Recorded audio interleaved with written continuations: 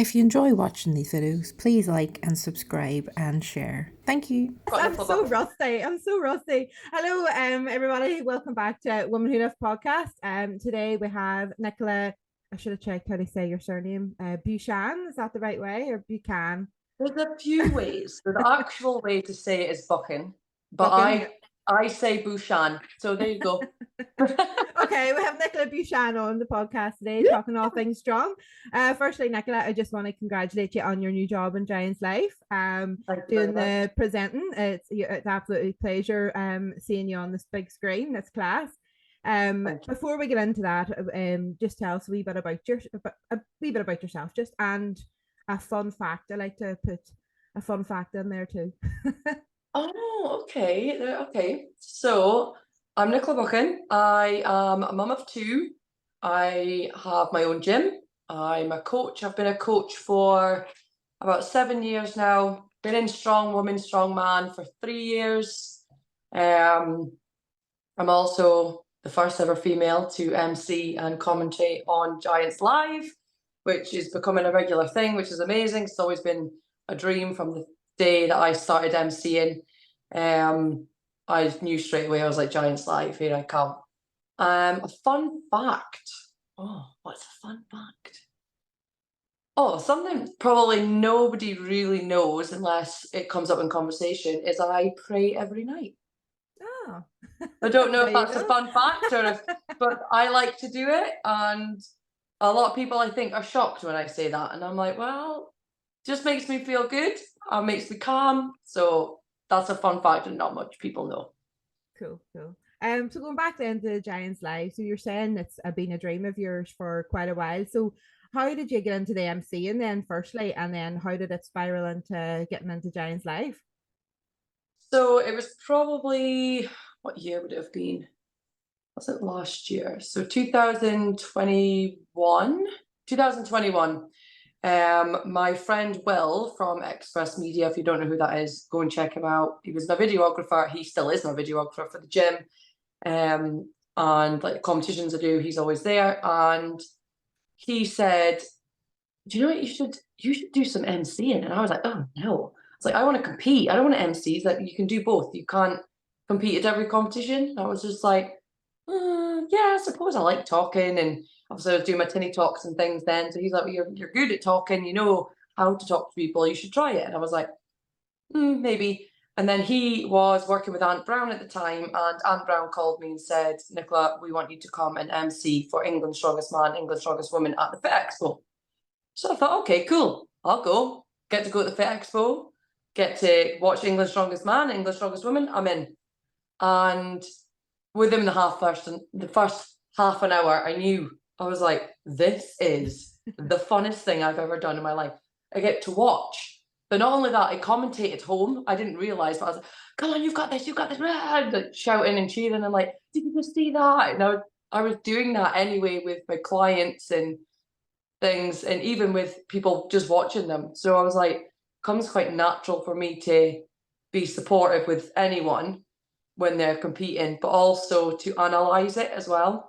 Yeah. As a coach. So I think as an MC or as commentating, that's essentially what you're doing. You're talking about the athletes and analyzing what they're doing and having a discussion about it.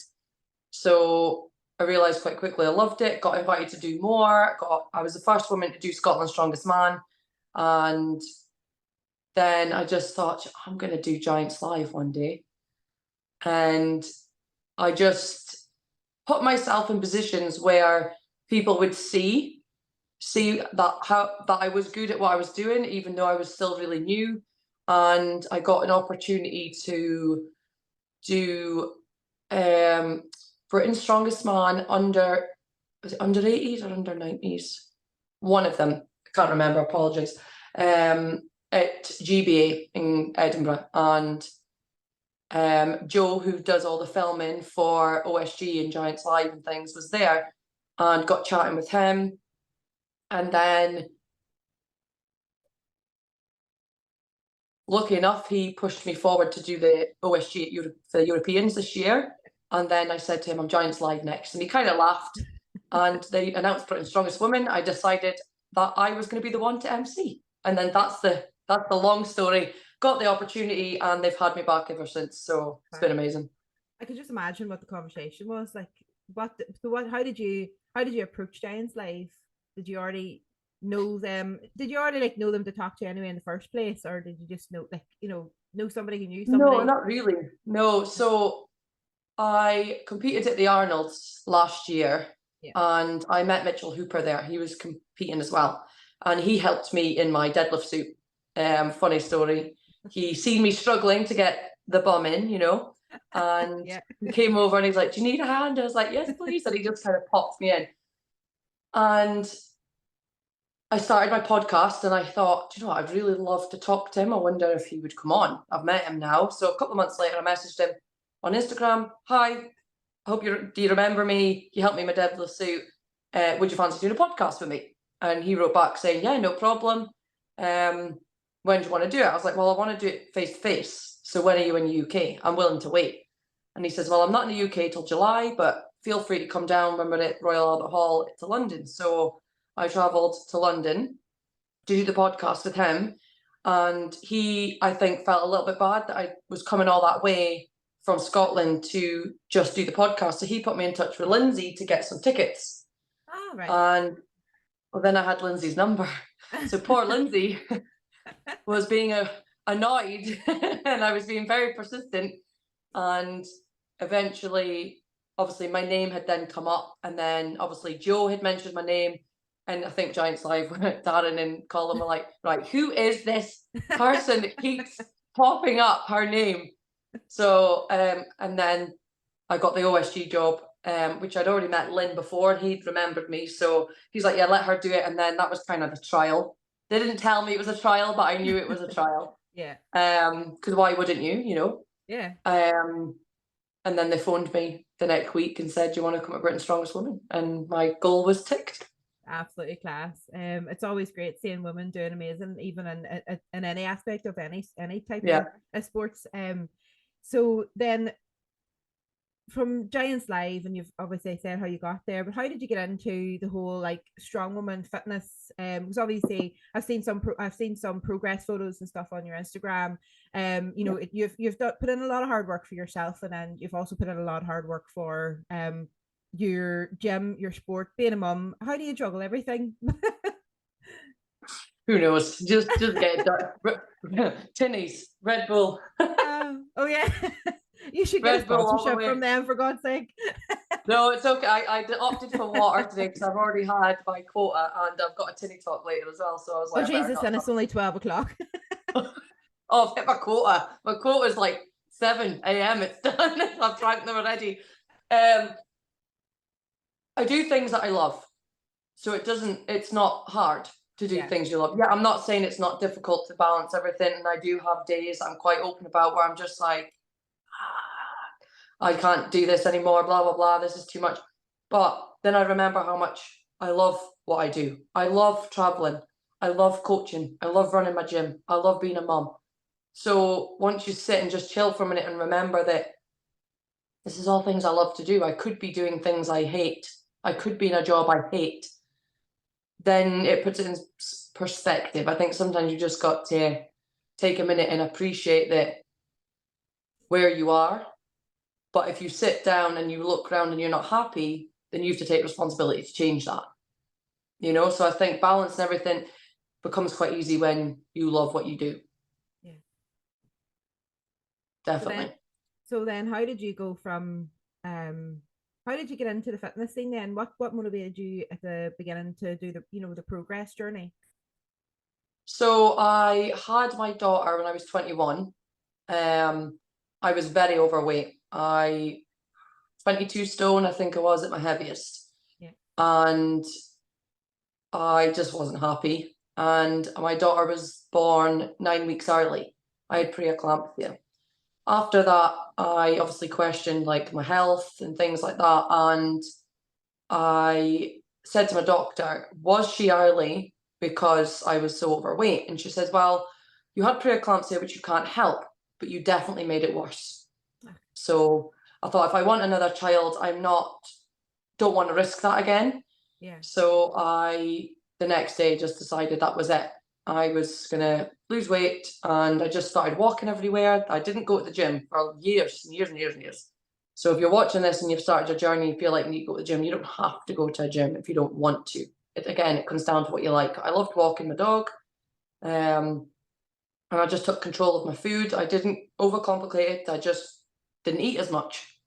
I didn't starve myself. I just cut back. I halved my meals. I didn't have as much snacks. I walked everywhere, and I lost 10 stone. Wow. And then just before I got married, I started to go to classes and things because I was noticing a bit of loose skin. I was quite lucky. I didn't have a lot, but I'd done my weight loss journey really slow. I didn't rush it. So I really lost it really, really slowly. And I was quite happy to do so because I wasn't in a rush for anything. I just knew I wanted to get healthier. And I started classes. Then I noticed a little bicep, and I was like, what is this? And I actually seen a picture of Jodie Marsh. She was doing bodybuilding at the time. Oh yes, I remember. Yeah. I remember she was doing her bodybuilding, and I just Yes. remember being like, "Oh my god, that's what that is! It's muscle!" And that was it. I just walked into a local gym, and I went to this PT. I want to look like Jodie Marsh. I don't anymore. I still think she looks amazing, but bodybuilding, I didn't realize how hard that was. And I started weight training. Then I started lifting weights, loved it. I did an ultra marathon before I started Strong Woman, to raise money for charity, and then I needed something different to focus on. Went to my local strongman gym, and the rest is history, and I will never not do strongman ever because I love it. Yeah. And then so you obviously had your own. So where did the idea then come that you wanted to open up your own gym? I didn't. So when I started competing, I absolutely loved the community of strongman and strong women. I loved it. I walked in, I just came away, whether I won, lost, did rubbish, did good, didn't matter. I came away feeling amazing because of the community spirit. You'll know yourself, like there's nothing like it. And I just thought, why can't there be a gym like this? And then I was seeing, as I was getting more into the, strongman scene, I started seeing other gyms where they were being really supportive of each other, and even CrossFit. Like I went to a CrossFit gym and they were all like, "Come on," and I'm like, "Don't you get this in gyms? Like this is what you need every day." I thought nobody would be miserable if they had a place like this, and we just didn't have a place like that. And I said one day to myself, I want to open a gym. I'd spoke to my life coach, Paul Moore. Said, I want to open a gym. He says, "We'll just do it then." So I did, and that was it. And I wanted to make a place where everybody could feel how I feel on comp day. Yeah. Supported, encouraged, and powerful. That's what I wanted. And from the reviews so far, that is exactly what I've done, and hopefully we'll continue to do that for a long time. Yeah, you've put a lot of time and effort into the place. Like I've only seen it from photos. I haven't even had the opportunity to come over and train in the gym or anything yet. Like so, you can see the passion that you have for it. Definitely. So for anybody that's like that wants to go down the same route of even opening up a gym, where do you where do you start? I am the wrong person to ask. And my friend Carol that helps me with my finances will tell you the same. So I was extremely naive on how much work was going into a gym. Yeah. I went in, I seen a building, I've seen it a few times, and I thought, it was actually used to be a baker's. And I thought, there's no way. And the guy he put on what it could be used for, and one was a gym. And I thought, no way that place could be used for a gym. I've been in there before. So I was literally just being nosy. And I thought, there's no way. And I walked in and I was just like, oh, everything that I wanted at the time, space, separate rooms for things, it was just perfect. And it was a lot of work, but I walked in and I said, okay, I love it, I want it, how much is the rent? He told me the rent, and I thought, okay, I need 70 members at £25 a month to begin to pay the rent. I thought, I can get 70 members. I know 70 people. That's okay. That's all I did. I did not realize that you had to get insurance. I mean, I had a lot of kit anyway, so I collected kit over the time. So I felt I had enough kit to start something, and it would just build from there. I didn't expect anything to be perfect. I made the membership lower price, so because I knew I would progress, and then as I progressed, I could increase my prices. But I knew I didn't have as much to offer as other gyms, but I thought I might not have as much equipment, but I'll support you. I'll create this family where you feel I'm going to create a place where people feel like it's their own gym, where they can come in and they feel like they can do anything in there and not feel embarrassed. So I thought if I can offer that, people, I knew I would pay for that. So I'm like, there must be people out there that would pay that as well. So if you're starting a gym, don't overthink the financial side of it. Yes, you have to be sensible, probably be more sensible than me because it was very stressful. But if you're opening a gym, you have to be passionate about it and just focus on the passion and why you're doing it. Don't worry too much about the numbers and the finances, because if it doesn't work out, okay, you've lost money, but it's not the end of the world. At least you tried. Yeah.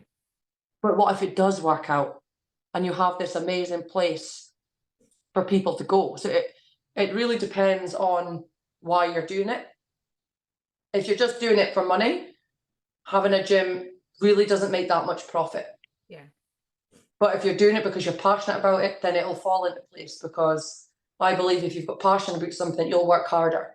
Yeah, definitely. So, but financially wise, I can't help you there. Just make sure that it's something you really, really want to do. Yeah, I think that's really good advice. Like, there's no point in opening up something that you're not passionate about, because then you're just going to end up like maybe a few months, whatever weeks down the line, you're like, I can't be asked for this now, or I'm not really as, and then you're stuck with a contract, and most contracts are like 5 years long. If you're in a business, like, they don't start like, it's not like renting a house, so you can't just get out of it. So there's a lot more than what people think. I've opened up we've had a few businesses ourselves, so I know on that side of things it is a bit financially, can be, if you're naive, get some advice. I'm glad I was though. Or somebody. I'm glad I was though. It was a blessing, because I would have been too scared, because I just split up with my husband. I didn't have much money. I never took out a loan. Still to this day, I've never had a loan for the gym. I have just literally been honest with people, like, I haven't got much, but I will help you, I will support you, and this will get better. And people trusted me, thank goodness. And the gym has went from like having 1 squat rack to having 4 squat racks to having 2 Atlas stones to having 15 Atlas stones. And I have paid that. Every time I get paid myself, I buy something else. And then now I make profit, obviously I can buy.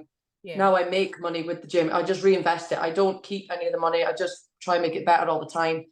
And I didn't have a sign. It still said Ray Allen the Baker's on the side for about a year and a half. Do you know what? It's so cute though. I know, and it wasn't essential to me. That wasn't essential. It was to make sure my members were okay. I wanted to invest in that, and then when I had the opportunity to get the sign, I got it. But it is a lot of work. But don't let that put you off. But make sure it's something you really, really want. And there is times I'm like, oh, now you also employ people as well, or are they self-employed? Like, because you've got quite a few girls in the gym that work for you or with you. So I mean, like, you've built an empire, more to say. This is somewhere that you love going. This is something that, because you've got as well out of that, you've got the TikToks, you have your YouTube, you have the Tinny Talk. So it's not just it's a whole it's your livelihood, your life. So you want to be passionate about it. Oh, definitely. So I always say my logo, my love heart, my logo is everything. That is me. That is my brand, and my brand is me and exactly what I want to achieve. And it really isn't about money for me. I really don't care. I just want to help people. I want people to feel good. I know how it is not to feel good and to feel so shit that you hate yourself. And I never want anyone to feel like that. So if I can build this brand big enough to reach as many people as possible, I will continue to work hard until I can be worldwide reaching people. And even if it only helps one person, as long as a lot of people see it, if it helps one person every day, then that's fine. Yeah, 'cause one person every day is 365 people a year. So if you help one person a day, that's a big impact on quite a lot of people. Exactly, and that's exactly how I see it. And I write that in my journal every day. Have you impacted anyone today? And I'll think about who have I impacted today, and it's always just one person. And I journal all year, and I think, that's, like you said, that's a lot of people in a year. And you never know who's watching. You could be impacting people you don't even know watching, Yeah, well, but they that's what I don't. mean. Like, there's been so many people want me to get you on this podcast for that long, like for probably about a year. And because I've been moving and other stuff, it's just not been on the top of my list getting the podcast up and going again. So you're the first one on since I've moved house. And everybody's been asking me, so I'm sure they'll be delighted to see this whenever it comes out. Yeah, you don't, as you just said, you don't know who you're actually helping or behind, like just by doing podcasts and your tiny talks and your wee TikToks. Like, as I've even messaged you myself, and like, the wee TikToks you've been doing, oh God, I didn't know that, or that's really helpful, or that just made my day. Oh, I'm so glad. I'm So, so glad. But no, I do have a few girls that work in the gym. They are self-employed, and they have their own businesses. I have just contracted coaches to come and work in the brand now, but we still are we're just a family. I'd already done the whole coaching thing. I knew how to build the business on the coaching side. So when the girls came in, they were quite new. I just wanted to help them because I knew how much I love my job and I could see the passion in them. And I mean, if I had somebody come in and they weren't passionate, I probably wouldn't let them work in the gym because I'm like, we have to have the same values. We have to, I've got to see that you want to do this to help people and not just be here because coaches can make a lot of money. That's not for me. You can go and work somewhere else. It was about having the same values as these people, and it's just created such a great family. One of them's away to leave to go on maternity leave, and we're gonna miss her, but I'm like, you better still be coming to our monthly meetings because I want to know I want to know what your goals are. So yeah, it's a great support system I've got around me as well now. It's great. And we haven't even touched on the athlete side of you yet. Like, so you've been competing for you've been competing for three years, didn't you say? And you've won some titles, and you say you've lost some titles, and so it's been a bit of a roller coaster ride, from start to finish. So, I suppose you've already told us how you got into it, but what most people ask, even me, and I'm a baby and strong woman, like, is what is your, well, Jesus, it's gone out of my head now.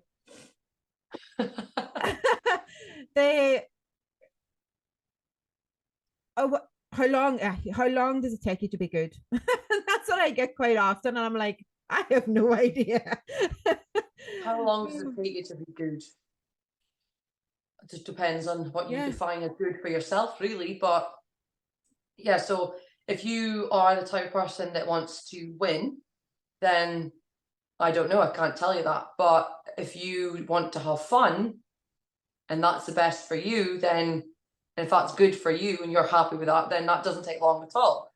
It might not take long to win. I mean, look at Mitchell Hooper. We know that he has just won the Rogue Invitational. We know that he has went World's Strongest Man and then came 8th and has podiumed every single competition since that debut. And so I can't tell you that, but it isn't about how long does it take to be the best. It's about how much you enjoy becoming the best. Yes. Because the best will never come. You'll never be the best in your brain. Yeah. So just enjoy the process. Don't worry about being the best. Just go and have fun. Find the right gym, find the right community, and you don't need to worry about being the best. You just need to worry about enjoying it. Yeah. That's what I never actually know what to say back to them, because I'm like, I literally have no idea. I just go and PB for myself. And if I win, I win. So the titles, I've gone through your whole Instagram, I've Googled you and everything, and I know you have won titles, but I can't find anything about that anywhere. So if you would kindly tell us, I know I'm nearly sure you've been England's strongest woman at one stage, or Scotland's strongest woman, not England, you're from Scotland, duh. But I won the UKNS Scotland. So it's essentially, yes, in that pathway, I was Scotland's strongest woman. Yeah. Then In the official Scotland's Strongest Woman, I have came second 2 years in a row, and I think I came fourth in my first one. I'm sixth strongest in Britain, but I stopped posting that on my. I took that off my Instagram. Yeah. Because I'm second in Scotland powerlifting, second in Europe in powerlifting, but I took it off because it's a trophy. That's and it. it doesn't define you as a human either. Just No. because you won. Yeah. You know, it to me, you know, I love it. When I did my first comp, I won and I loved it. And you know, it's great getting on the podium and getting a trophy, but then that's all it is. It's a trophy. I am inspiring people by training for it and working for it. I'm not inspiring them because I've won. Yeah. You know, like maybe I'm wrong, but I look at people that compete and I'm not inspired because they win. I'm inspired because of how they train and who they are and what they value and the effort they put in and just who they are as a person, not because they've won. Yeah. You know, so I just took it off because I just thought it's really not important to me, really. I love competing because I like to challenge myself. I love to push myself to lift heavy weights and things that I never thought possible, because then it makes me better, not to win. And I tried to win this year at Scotland's. I really put in my head that I was going to win, and I absolutely hated it. It's the first time I've went and been like, I want to win this, and I hated every second of that competition. Yeah. So I'll never do that again. If I win, I win. Cool. If I don't, I feel the same the next day. Yeah. That's you know, and really, yeah, and really, this is not, you know, this is not to offend anyone that wants to win. If you want to win, amazing. If that's what you want, but at the end of the day, nobody gives a shit. If you win, they'll be happy for you. Then they'll forget about it the next day because there'll be another comp. Yeah. If you don't win, they'll still be proud of you because you've tried, but they're going to forget about it the next day. It's really not what's important in life. So I don't really have it anywhere, to be honest. That's fair enough. I think there's, what else? What did I see? Oh, so what advice then would you give to somebody starting out?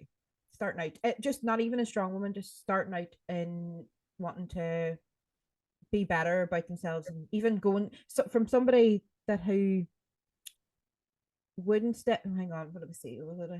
That probably has two questions. Yeah, we'll just go with, what advice would you give somebody just starting out in fitness? What advice would I give you is just find something you love. Don't do something because everybody else is doing it. If you like running, run. If you like walking, walk. If you like strongman, do that. CrossFit. Because if you don't like it, you're not going to continue it. End of story. Just like I said about juggling things. You will always make that time for the things that you value. If you do not value the exercise, the way that you're starting your journey, whatever it is, you are not going to stick to it because it's going to have to be forced.